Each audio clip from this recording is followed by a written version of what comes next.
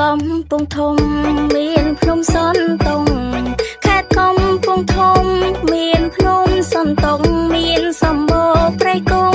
ប្រាសាទដូនតាកំពុងស្ពឺល្បាញល្បីមានទាំងភ្នំខ្នងផ្សាកំពុងស្ពឺល្បាញល្បីមានទាំងភ្នំខ្នងផ្សាឆ្នេរកែសែនល្អអស្ចារ្យទេសចរត្រៀបត្រាហូរហើយ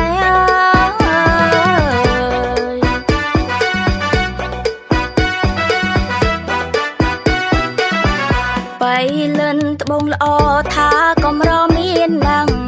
បៃលិនត្បូងល្អថាកំរមានណាំងសៀមរាបសែនឡឡាំងមានប្រាសាទអង្គរកំពតដួងច័ន្ទមានភ្នំបូកគោសែនល្អកំពតដួងច័ន្ទមានភ្នំបូកគោសែនល្អទីក្រុងភ្នំពេញកកទាំងដីបវរកម្ពុជា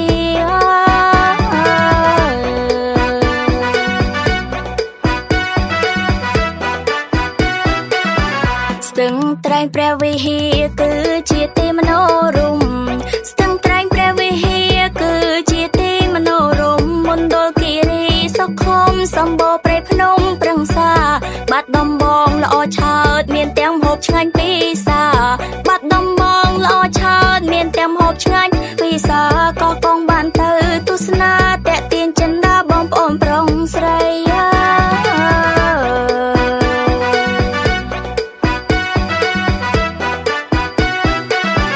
ក្រចែងសម្បូរផ្សោតថាជាប់មាត់ស្ទឹងត្រែង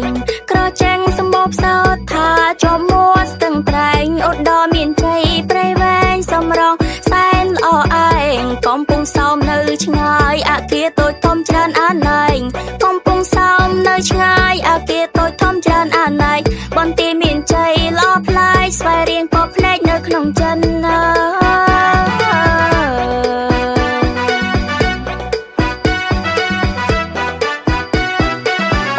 កំពុងឆ្នាំងភ្នំកងរៃត្បូងភ្នំល្បីរឿងទាវទុំ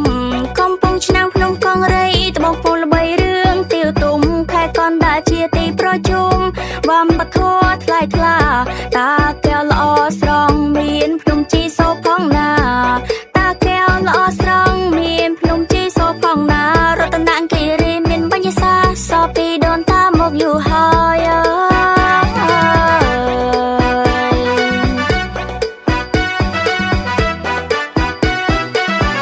ខេត្តកំពង់ចាមមានស្ពានគីសូណាខេត្តកំពង់ចាមមានស្ពានគីសូណាគិរីរំសែនអស្ចារ្យទេសចរហូរហើយពោធិ៍សាត់ល្បាញល្បីប្រវត្តិទាំងដីជាតិខ្មែរពោធិ៍សាត់ល្បាញល្បីប្រវត្តិទាំងដីជាតិខ្មែរលោកតាឃ្លាំងមឿងពូកែយើងត្រូវតែដឹង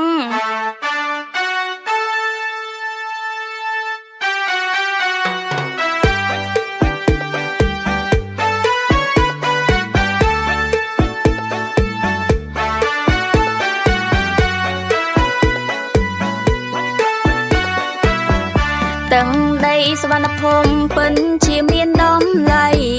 ទាំងដីសវណ្ណភូមិពិនជាមានតម្លៃខ្មែរមានវប្បធម៌ប្រពៃចាប៉ីត្រខ្លុយដូនតា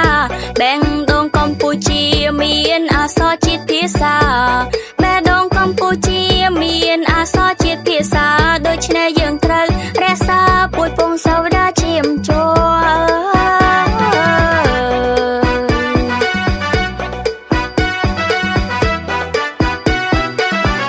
សម្បត្តិធនធានខ្មែរមានហូរហើយសម្បត្តិធនធានខ្មែរមានហូរហើយអង្គរវ័នជាតិខ្មែរល្បីឈ្មោះក្នុងលោកា